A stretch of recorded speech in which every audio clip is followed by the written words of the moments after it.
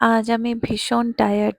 সারাদিন এত হ্যাট্রিক গেছে যে একদমই ইচ্ছে করছিল না কিছু করার। শুধু শুয়ে পড়তে মন চাইছিল। As a housewife, as a mom of two, সংসারের কাজ, বাচ্চাদের সামলানো, হাজারটা দায়িত্ব। এগুলো আমরা কোনোদিনই স্যাক্রিফাইস করি না।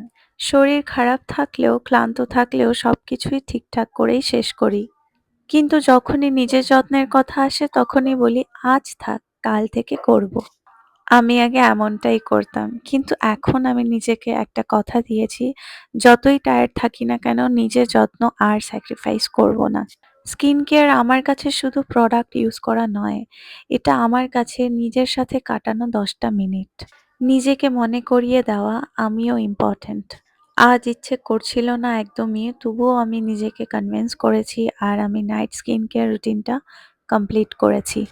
নিজের যত্ন নেওয়া কোনো বিলাসিতা নয়, এটা আমাদের দায়িত্ব নিজের প্রতি। ধীরে ধীরে রুটিনটা কমপ্লিট করলাম, কারণ আমি জানি কাল সকালে আয়নায় নিজেকে দেখে আমারই ভালো লাগবে। তাই প্লিজ তোমরাও নিজের যত্ন নাও, নিজে ভালো থাকো, ভালো রাখো। Take care, by.